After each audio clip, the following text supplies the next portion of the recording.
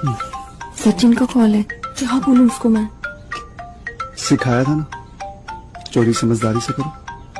Try करो। Hello hello. देखो, तुम्हें ही याद कर रही थी और तुम्हारा ही फोन आ गया। वो तो हमेशा करती हो, पर तुम ज्यादा करते हो।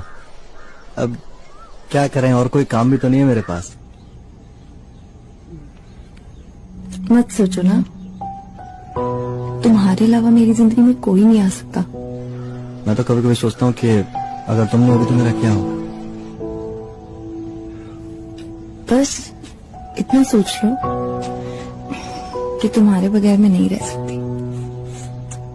जितना करीब तुम मेरे आए हो ना, उतना करीब कोई नहीं आया है, और तुमसे दूर मैं नहीं रह सकती। इतना प्यार करती हो।